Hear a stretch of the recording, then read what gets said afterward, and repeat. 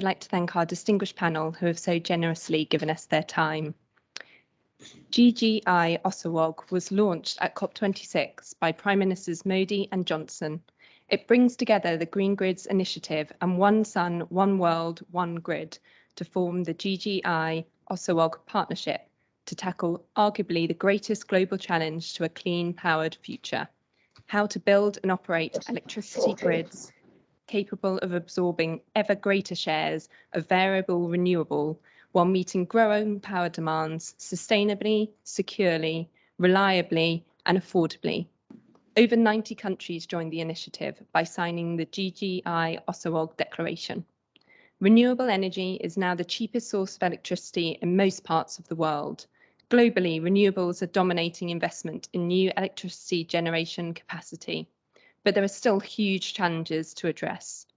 Renewable energy requires significant changes to the way electricity is managed, and in particular, a major upgrade to electricity grids.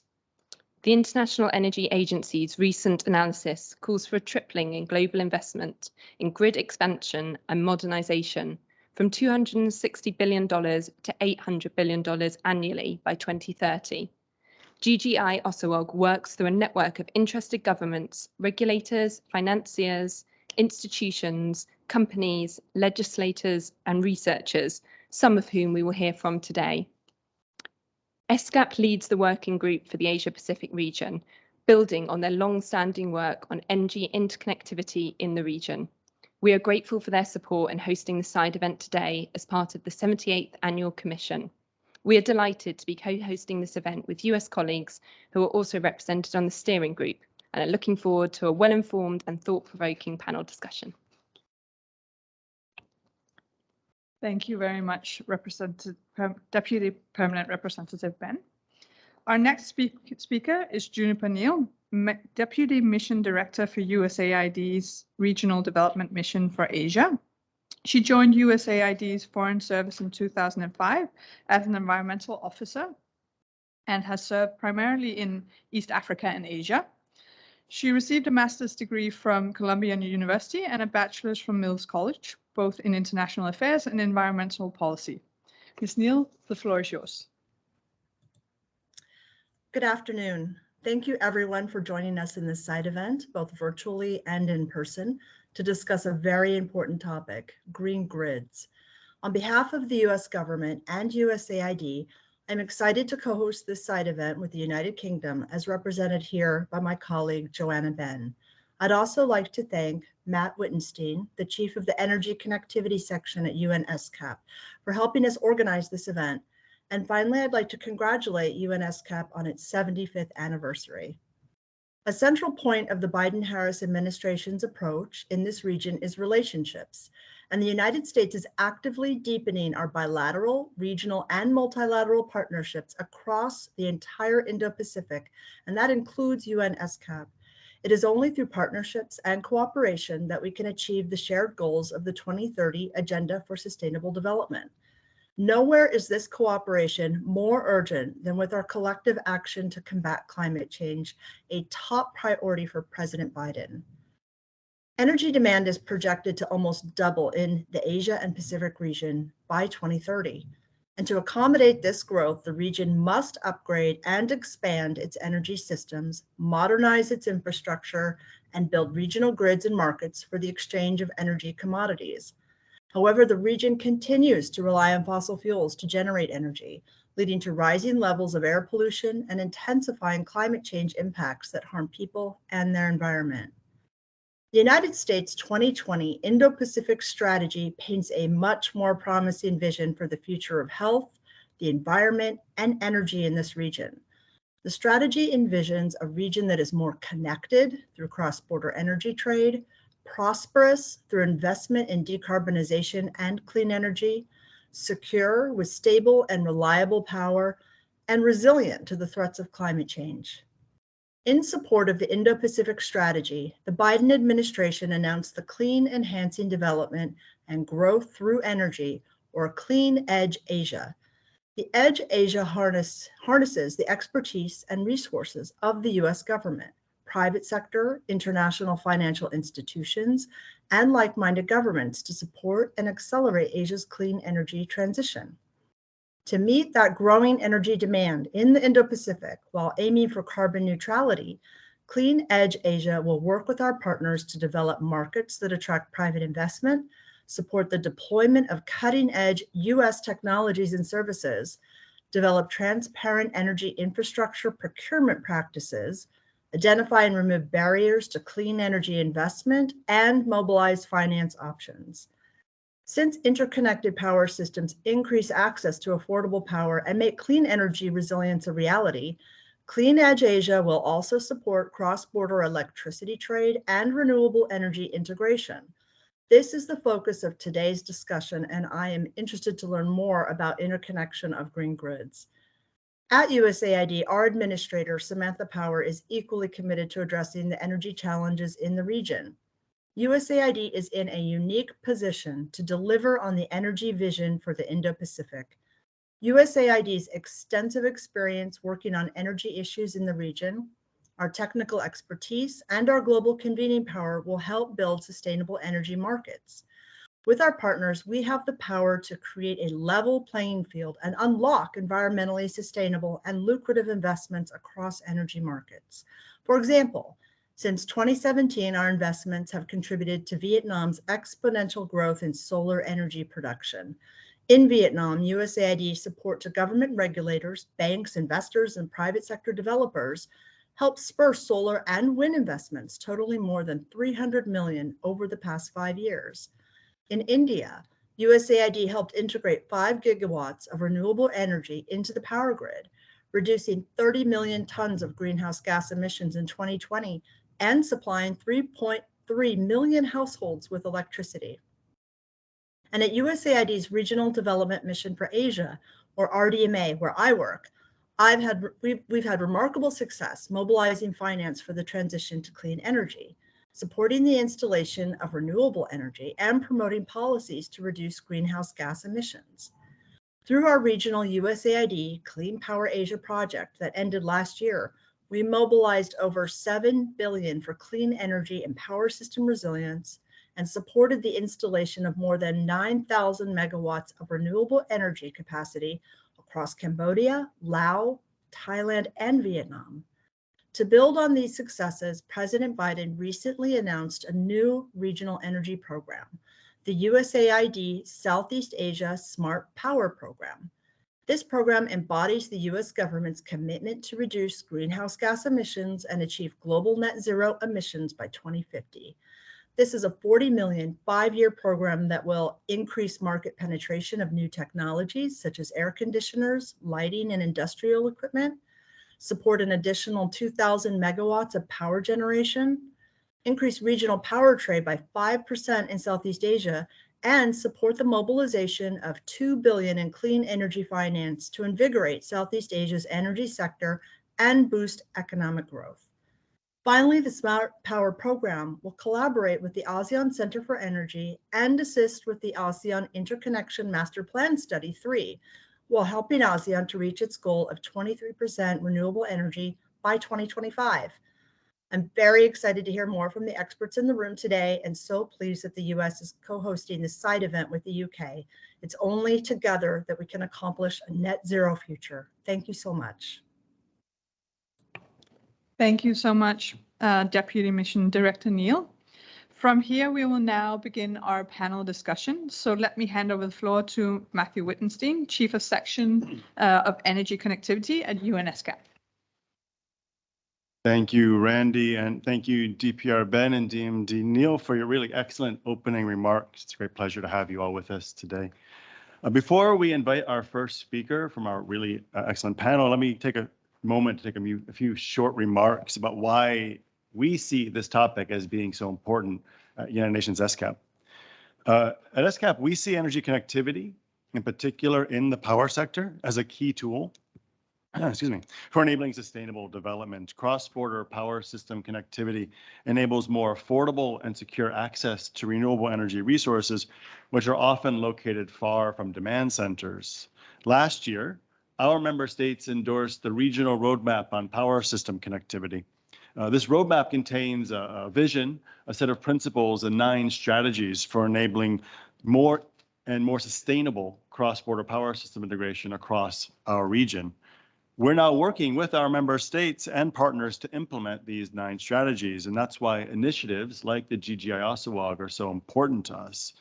This effort brings together a lot of relevant institutions and stakeholders from all over the world, and in particular our region, to help accelerate the clean energy transition through more energy collaboration, in particular cross-border power system integration, but also grid development more generally.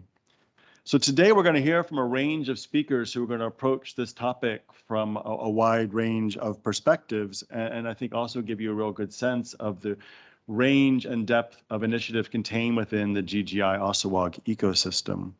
So with that as background, it's my pleasure to introduce our first panelist who's joining us online, Marcus Stewart, who is the head of the GGI ASEAN Secretariat. Marcus is a respected expert on the future of energy with more than 2 decades of experience in the electricity and gas network sector in the UK for UK's National Grid.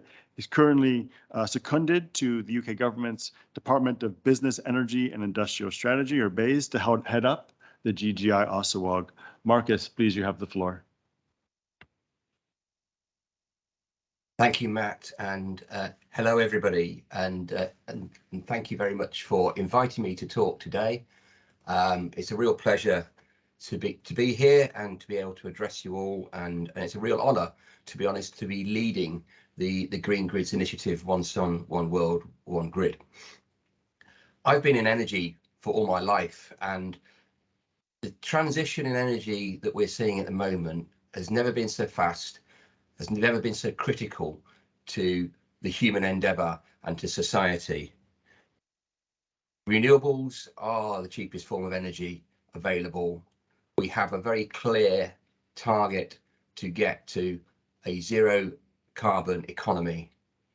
We have to do that for society. We have to do that for the sake of our planet. And we have to act fast, and we have to act now. And grids are absolutely critical to that deployment of renewable energy. As an energy man and electricity man, I know the importance of grids and the need and the requirements that they help in terms of bringing energy from locations far from demand to sources of demand. And renewable energy is not always sited where you need it. So we need those grids, and we need them now. When we look at the energy system, you know, we're going to have to electrify everything effectively. You know, a tripling in the size of energy grids globally is required. But grids take a long time to build. They take time, and so now is the time for those grids to be deployed. So I'll just cover today a little bit about what the Green Grids Initiative and One Sun, One World, One Grid is about. As mentioned earlier, the initiative was launched at COP by Prime Ministers Modi and Johnson from India and the UK. And it sets out 6 areas where we shall be supporting the global community on grids. Investing in solar, looking at long-term, long-distance interconnection, working with organisations with cutting-edge technologies, supporting the development and deployment of electric vehicles from the grid perspective, supporting investment in grids, and helping work with financial institutions to bring the finance and the support to allow those grids to be deployed. So there's quite a challenge and quite a wide range of activities that we should be covering. And in our first year as a combined initiative, but we're really focusing on a few things. So one of those is interconnectedness across regions. And so we shall be building on the work of the regional committees and regional groups which have been established, and which for AsiaPacific, UN ESCAP is leading and supporting us on. We also have a regional group in Africa and a finance group. which is running, which I'm really delighted today that Monica, who is leading that group, is also on the panel. So we're really going to focus down in our first year on how can we unlock some of the potential of interconnectedness across regions, moving the sun energy and the wind energy from locations that are far from the areas that they're needed. So big challenge and big ambition, but absolutely critical if we are going to transition our energy systems and open up access so people can have clean and reliable, renewable energy. So to that end, we've set ourselves up as what one of my colleagues calls a coalition of the willing. We've brought together an ecosystem of organisations, which is growing at almost a daily basis. We have a small political steering committee with the India and UK as joint chairs, US, Australia, France, Oman currently as steering committee countries, but we are expanding that so we have representation from each region as part of the steering group. We have a small secretariat jointly run between the UK and India, of which I am part of, and then we have a number of organisations that are engaging and working with us across the political, financial, and technical and commercial spheres. So we have organisations like the Climate Compatible Growth, which is providing technical support in terms of identifying the benefits of interconnection, both the climate and commercial benefits, which enables countries and organisations to really understand those benefits and also help bring finance into that. We've got organisations like the Energy Transmission Council, which we're working with to provide directed support to individual countries, and also the ability to draw down some finance. We have organisations like the Global Power System Transformation, which are able to provide technical support on how to operate grids with high levels of renewable energy and what technologies are needed. We've also got countries and companies such as National Grid, where I come from, who are actually providing direct support to some countries. And we brought all those together, and we are focusing down now on how we can apply this ecosystem, how we can bring in these organisations and direct them to specific projects. So this year, we've identified, or in the process of identifying, a number of transformational projects, which we hope to be able to announce in September at the Clean Energy Ministerial in Pittsburgh. We have a commitment both from, again, Prime Ministers Johnson and Modi to be able to do that. And we are very excited to be working in the Asia-Pacific region, and we expect some of those projects that we should be announcing in September will be coming from this region, and I'm really looking forward to the discussion and the debate today. So I shall stop there and look forward to the conversation today. Thank you very much. Thank you, Marcus, and also apologies. I think you had some slides, but we had some technical difficulties. We seem to be unable to get them up fully, so appreciate you going ahead without them. Let me now invite Jane Dennett-Thorpe to present on the Regulatory Energy Transition Accelerator. Jane has been dedicated to addressing climate change and bringing forward the energy transition for over 2 decades in a variety of roles, and she's previously been head of evidence, deputy head of science, and head of industrial energy efficiency in the Department of Energy and Climate Change. Jane, please, the floor is yours. Thank you very much, and good afternoon for those in person. Good morning and evening to others around the world. It's really an honour to address you today, so thank you very much for the invitation. So I'm invited to talk about RETA, which you may not have heard about. It is a relatively new initiative which has been set up to enhance the ability of energy regulators around the world to support and drive the transition. It's a partnership of the IEA, World Bank and IRENA, and energy regulators themselves.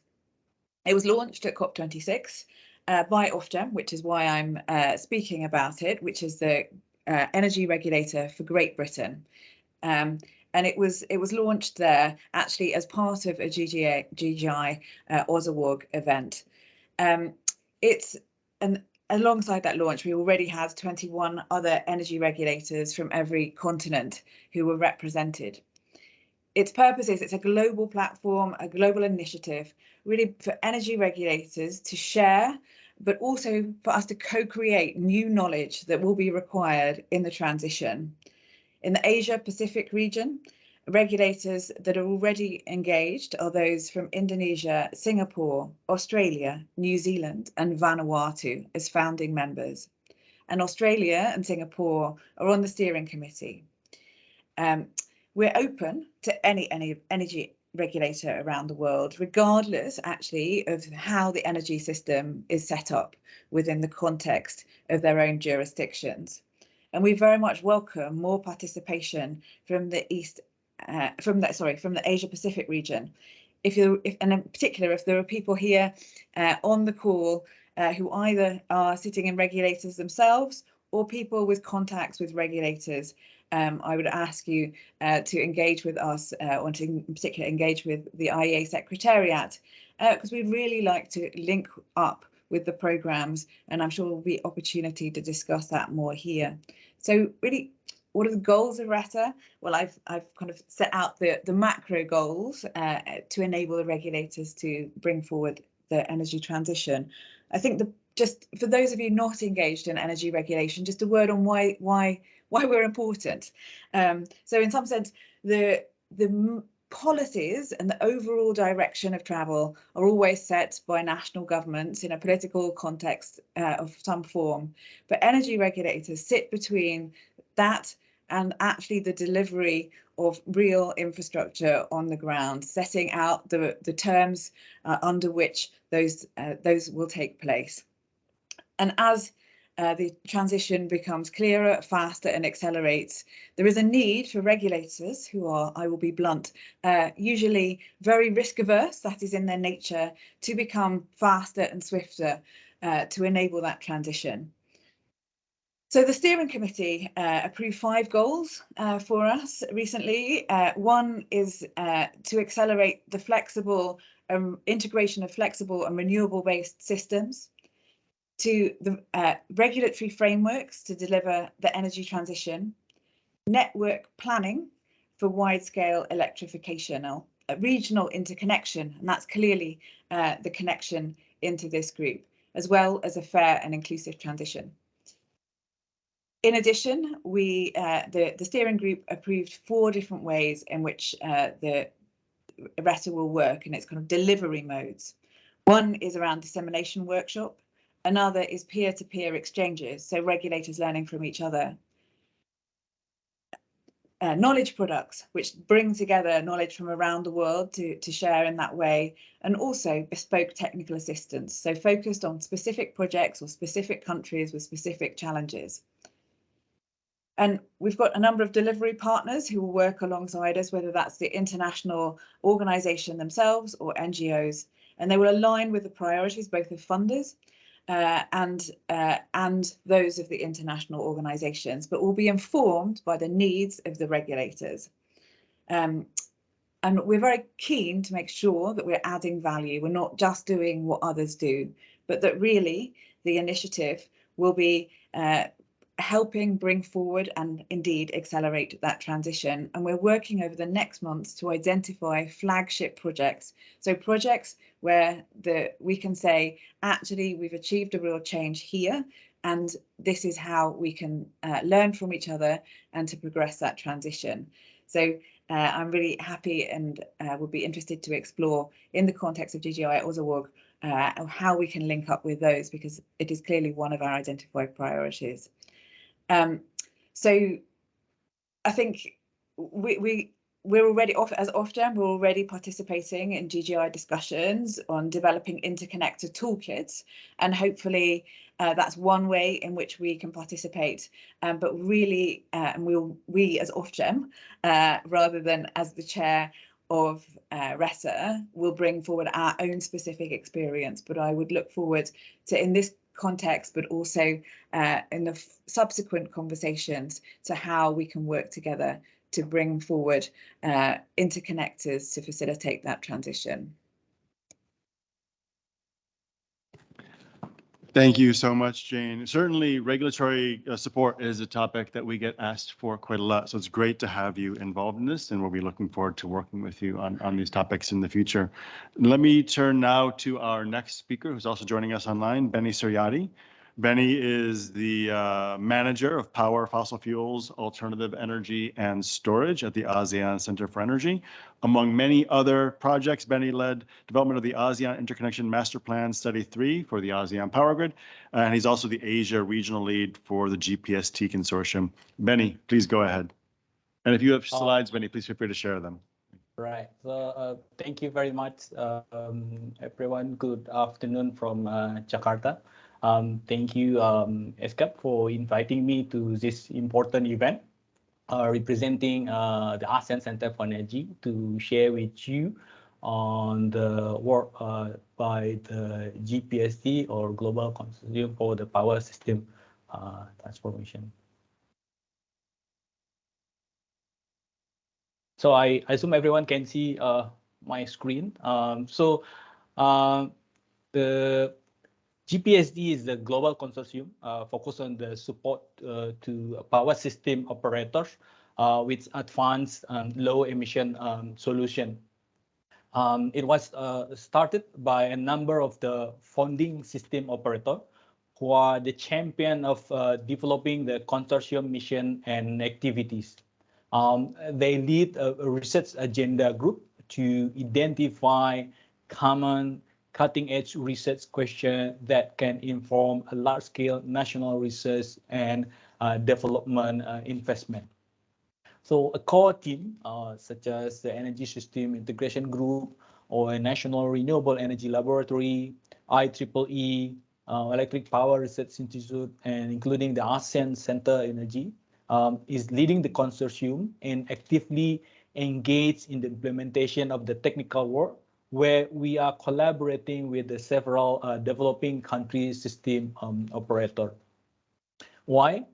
Because we want to drive the development and transfer of the technical and engineering knowledge necessary for the power system operators at the speed and scale required to support the global energy transition.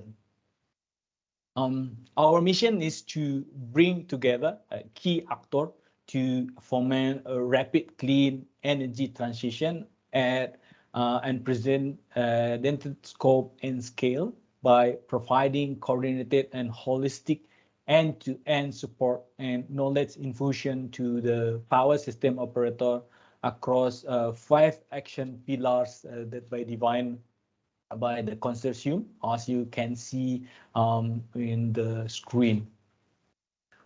Then why we are the consortium is focusing on the system operators,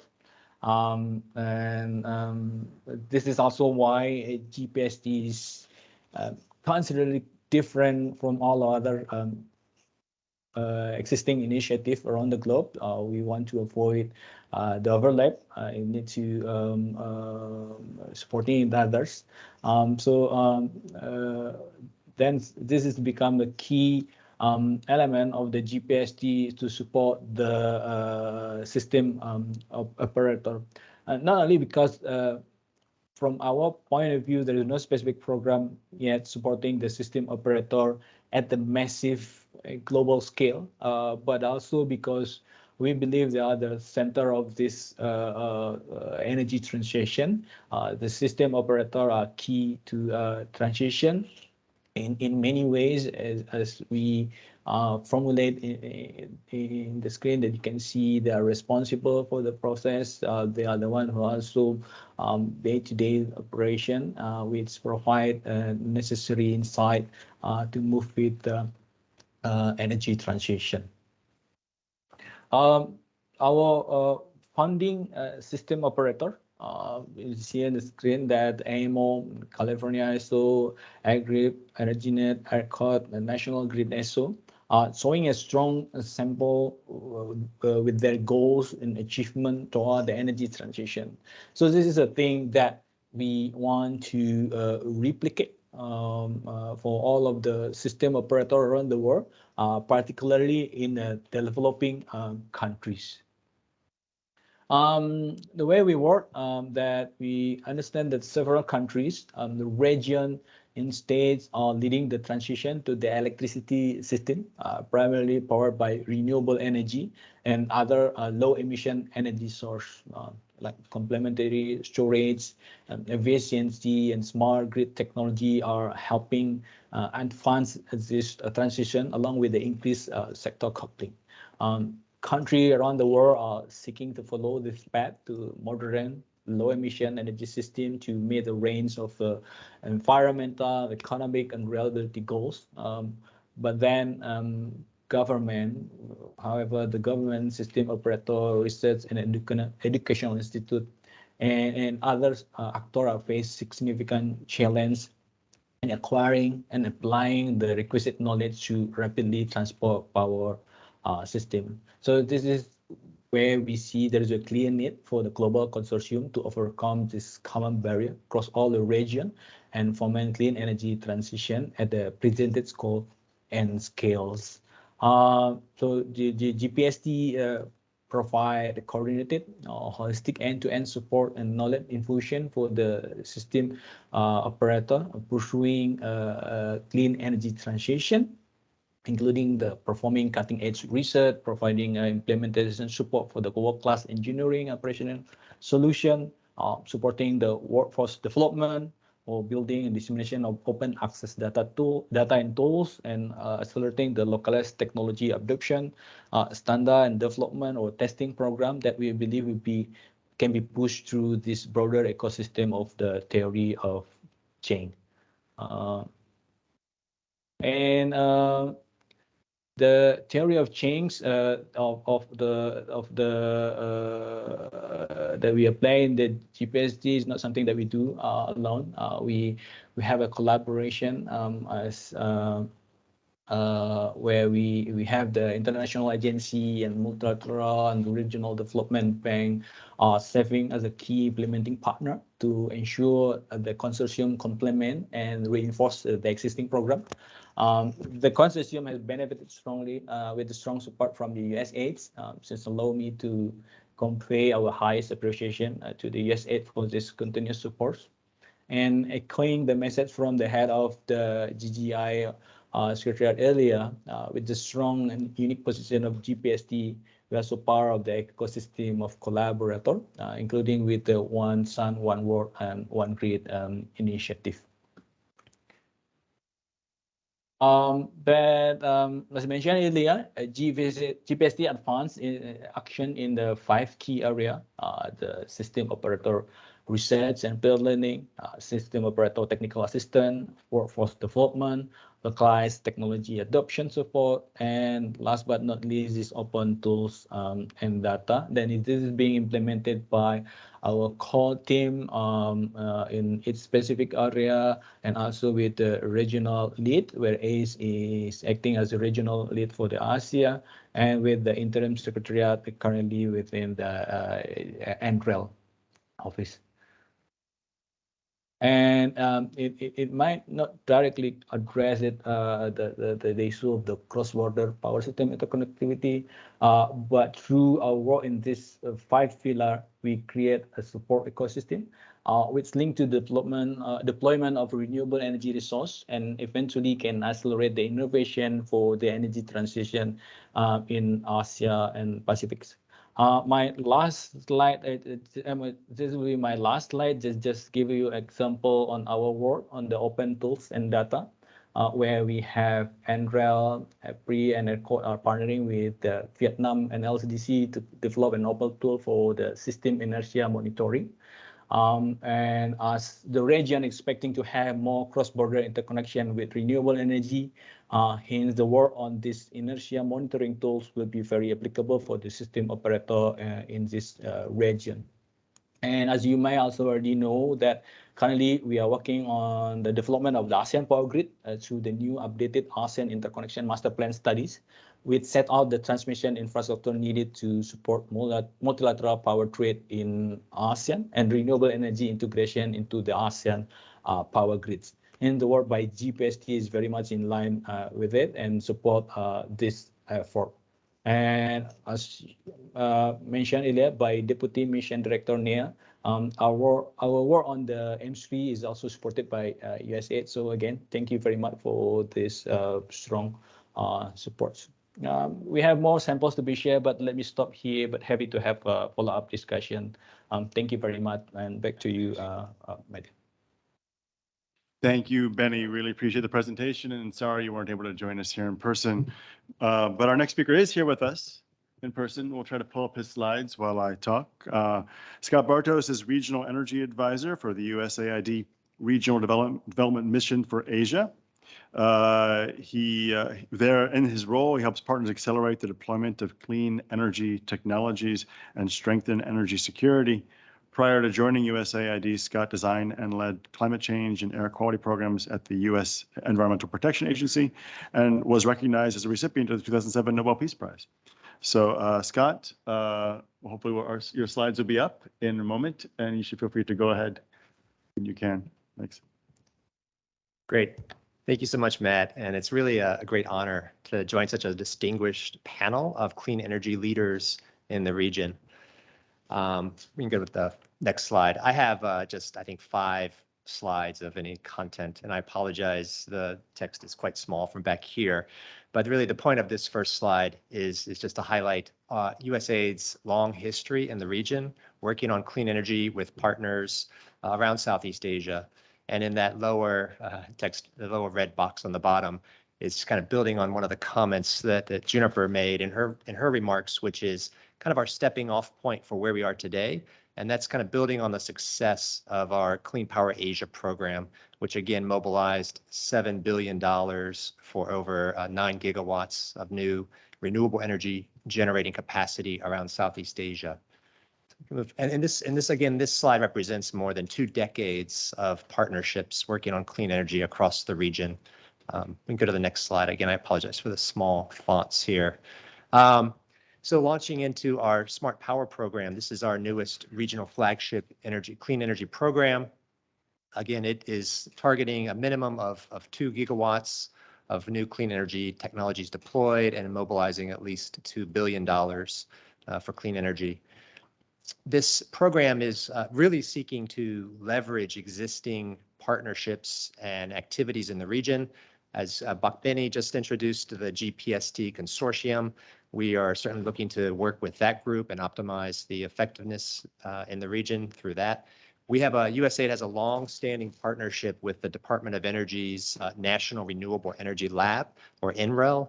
I'll introduce one of the tools we've developed together with NREL working in the region.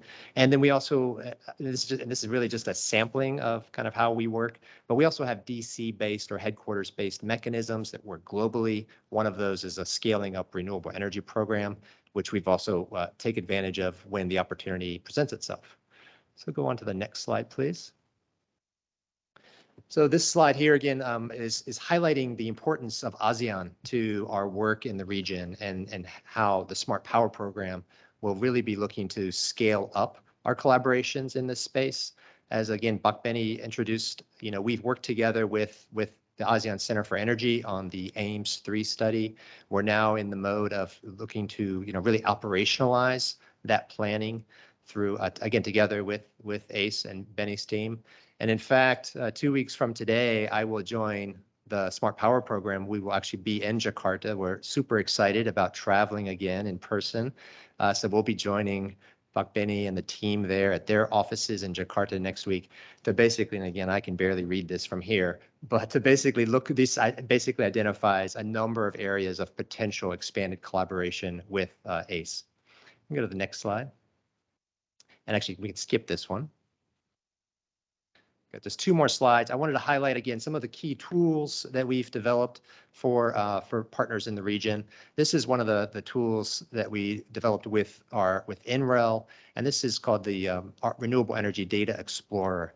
It's an online tool. It's freely available to the public, and it provides high resolution, high quality. What you're seeing in the animation here is our solar resource data set that is available down to a 2 kilometer square kind of grid or a pixel, if you think of it that way. And we're excited about providing this type of state-of-the-art information freely to the public across the region. And we're already seeing it. This was just launched last year, the solar data set, but we're already seeing it taken up by small renewable energy companies, developers. A company here in Thailand called Okra Solar has already used this tool to develop some off-grid microgrid systems, solar-based, in Cambodia and Indonesia. And we've also been able to utilize this tool to work with Vietnam on their power development plan. Looking ahead, we're now developing the wind resource data set for this entire region as well, and we'll be launching that, making that available in 2023. One more, so next slide, and this will be my last kind of content slide. Here, I wanted to highlight and I think many other speakers have already mentioned this point, and that is that, governments, we cannot tackle this problem on our own. We really need to engage partners of a wide variety. One of the other areas that I'm very proud to be working on is partnerships with the private sector. And last year at the COP, we announced a new regional clean energy partnership called the Corporate Clean Energy Alliance. We're working with a number of companies. Right now, we have 11 partners. Some of these are large energy consumers in the region, such as Nike or Adidas that are manufacturing. Other companies that are partnering with us are kind of solution providers, such as First Solar, Fluence. And what we're doing is we're basically providing a platform to understand where the challenges exist for these corporations, how can they best achieve their clean energy and climate objectives in this part of the world. And then we'll be working together with them, with the regulators, with other government partners to reduce any friction, help them accelerate achieving their own clean energy targets. And I'm excited to say, well, we're hosting an event on this at the Asia Clean Energy Forum on June 14th. So I'll wrap up here and look forward to further discussion. Thank you for the time. Thank you so much, Scott. And let me turn now to our final speaker, who's also joining us online, Monica Goldberg from the Green Climate Fund. Monica is a senior renewable energy specialist there, and she also represents the GGI Osawag's Finance Working Group. So Monica, please go ahead. Thank you, Matthew. I'm calling or joining from Korea, where the Green Climate Fund is situated, and I'm happy to be invited to this panel discussion with so many experienced speakers and talking about the interconnections within Asia. So the Green Climate Fund is the world's largest climate fund. We have a portfolio of $10 billion, a little bit more than that actually right now.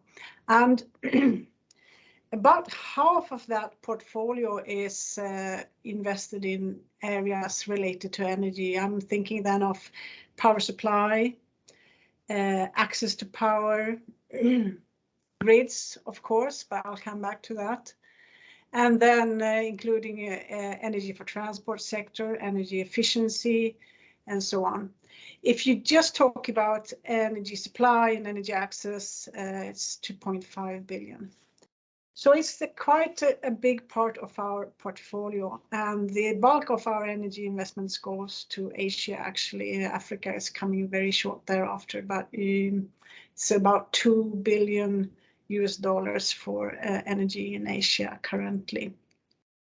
So looking at the current portfolio that we have and the investments that we do in energy, it tends to be focusing on independent power producers and power supply that can be then confined in a special purpose vehicle or in a PPA or so. or it is about providing access to electricity through incentivizing and leveraging private investments in that. One of the areas that we have identified as critical is reliable and efficient transmission, distribution, and storage of energy and electricity, including the flexibility of the grid and the capacity of the grid. However, and the reason for me being so engaged also in this group is that we don't see that we currently have a large portion of that type of investment in our portfolio. We do see rather that we invest in grids when it is purely for evacuating power from an existing power plant, or any other investment that is very much tied to specific solution. It can also be a specific storage capacity investment in order to make the renewable energy power plants more dispatchable. So we do see that there is sort of a search for more investments in transmission grids, interconnections, and grids generally. And this is why also I'm interested and engaged in this financing group to contribute to that discussion on how you can actually attract finance to grid investments.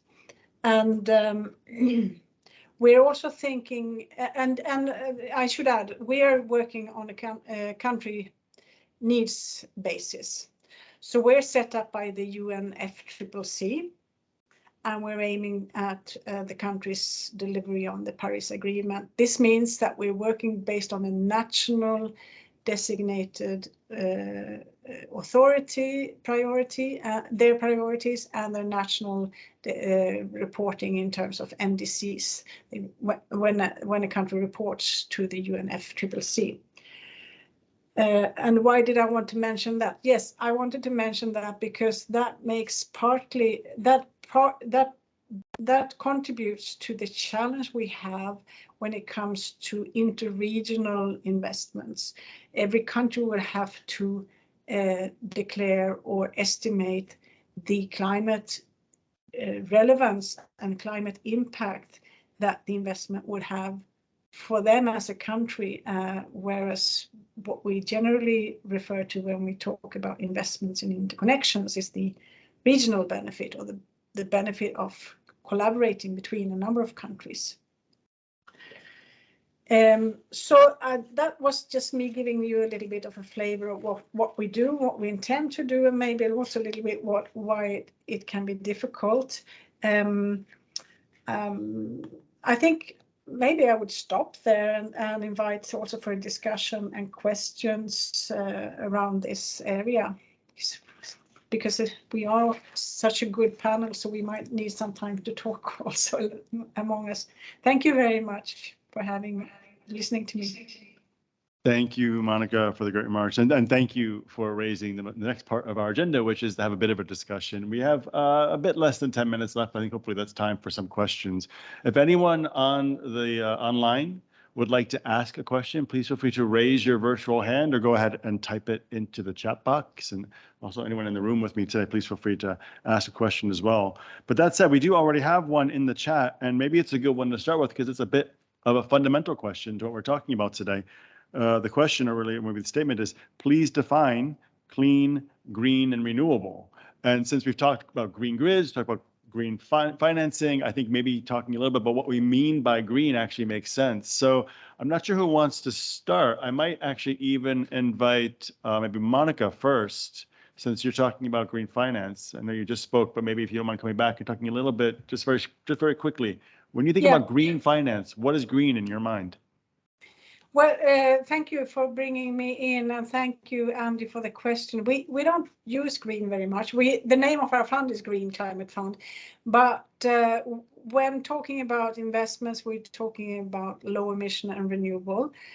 So the focus for us is renewable energy right now, but many countries do have in their NDCs also other energy solutions that are low emission, but not renewable, for example, geothermal energy, and also some have nuclear energy. So, but we focus on renewable energy. And renewable energy is easy to define. It's energy that is renewable, and it comes basically from the sun and via the wind or the ocean or the hydrological system. Clean, we use it only very sparsely. It is when you talk about access, maybe in cooking energy, and it's including then emissions, local emissions, not greenhouse gas emissions, but emissions that pollute soil or indoor air or local air, urban air. But we don't use that so much. So thanks from me. Thank you, Monica. And we received another question, this one directed at USAID. So maybe Scott, turn to you, although feel free to also address the previous question if you'd like. This question is, could you explain where the 5% target increase in regional energy trade comes from? And is this a 5% increase relative today or in terms of total electricity demand, or how is it measured? Thanks. Yeah, thanks, Matt. Let me take that question, and then I'll make another comment on the previous question. Yeah, so it's a 5% increase on kind of the current state of trade. And so we're just in the process of kind of tackling what is the baseline, the metrics that we'll be using for that. As Juniper introduced, again, the Smart Power program is really just getting underway, and we'll be, again, having those constructive meetings with Buck Benny in a couple of weeks as we work through that. I wanted to just also comment while I can on the idea of clean energy, because we use that term quite a bit at USAID. And when we're talking about clean energy technologies, we're looking not only at the generation side, but also on the demand and use side. So of course, the role of energy efficiency is key to that as well.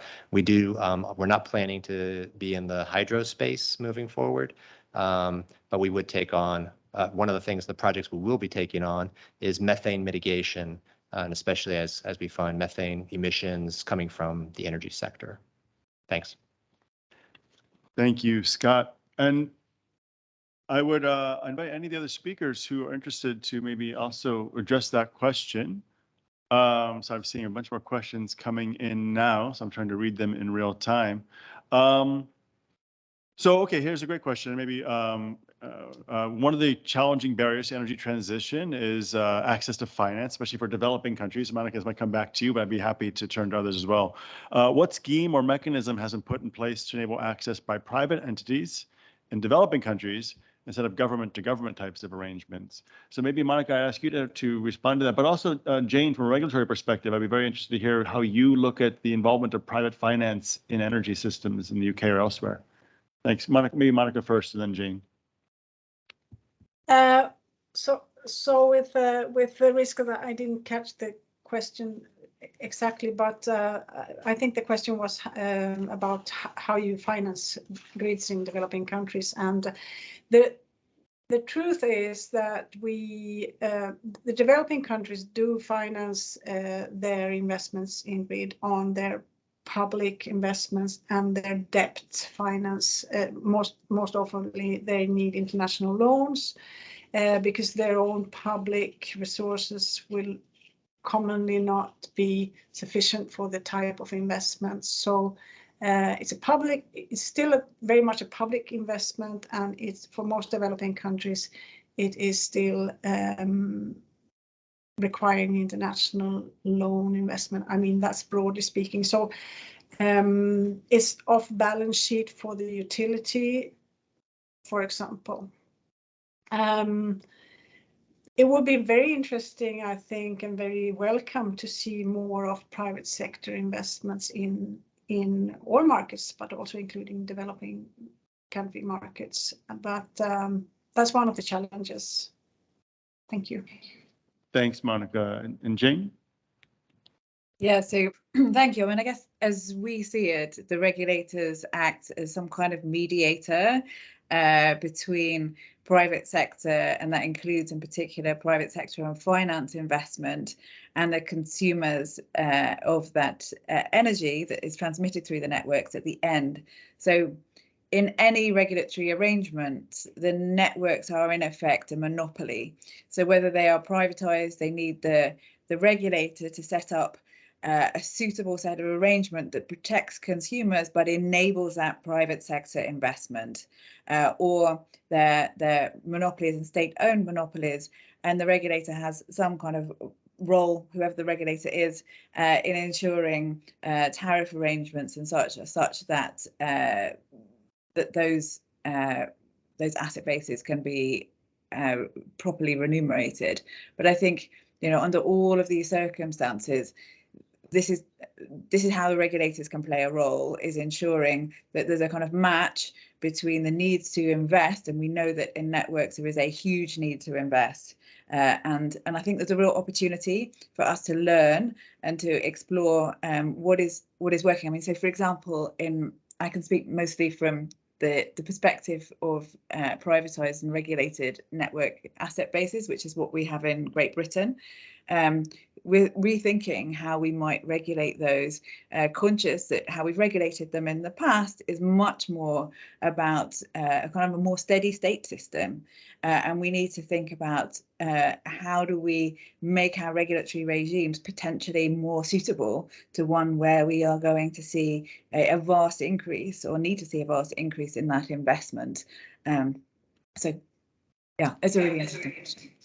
Thank you, Jane, and thank you again, Monica. So we are just now at time, but I hope everyone maybe will stick with us just for a few more minutes, because there's one more question in the chat that I think is worth asking, and maybe I can bring Benny and Marcus back in on this one, but then I invite anyone else to chime in.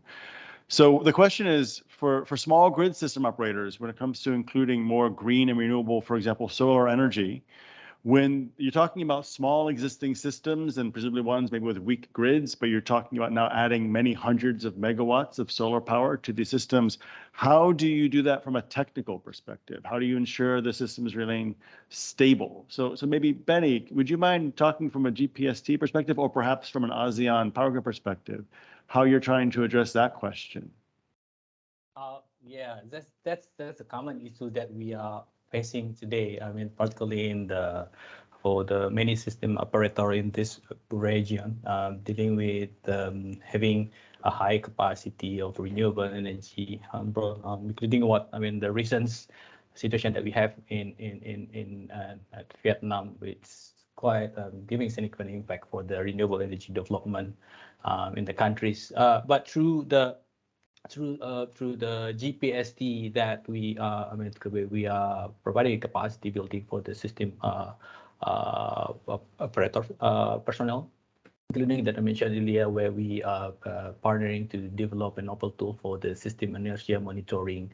So through these tools that we would like to, we're equipping the engineer from the system operators in designing the integration of renewable energy into the system. Currently, we only have with Vietnam, but we are in discussion to explore the other system operator in the region to help them in this context. Thank you. Thanks, Benny. And maybe Marcus, maybe I can bring you back in as well. And maybe this is a good place to start wrapping it up. When you're thinking from a GGI OSWAG perspective, or perhaps from your experience bringing large interconnectors into the UK system, how are you addressing that question of really sort of massive changes to systems and keeping them running? Thanks, Matt.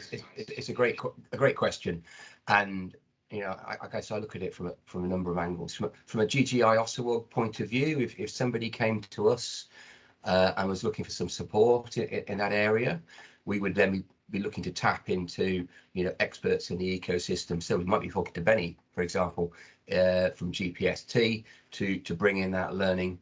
But one thing I would say is also, when I look at it from a technical and a practical point of view, when you've got large shares of renewable energy, you need to be able to balance that, and interconnecting grids is one way of doing that, and is an effective way of doing it. So that's the ethos behind the GGI OSWAG, is when we connect the grids, we can share that energy, we can balance that energy more effectively and more efficiently. Now that might not be the solution for every small island. You might not be able to do that, but that is certainly, part of the overall direction where GGIR swap is coming. So I think there's two aspects to it. One is that can we interconnect those grids, and secondly, let's draw down on our ecosystem. We've done a review of initiatives around grids, and we've identified 133 global initiatives looking at grids. And if we can bring those together and link organizations to learning, learning in the Asia Pacific region with learning in South America or in Europe or in Africa, that's what we're trying to do. And that will enable people to learn faster, solve these problems quicker, and ultimately deploy renewable energy quicker as well, which is what we're all aiming to do. Thank you. Thank you, Marcus. Thank you, Benny. And thank you to everyone who joined us today, both our panelists, our two opening speakers, and everyone who joined online. So with that, we'll mark the end of our side event.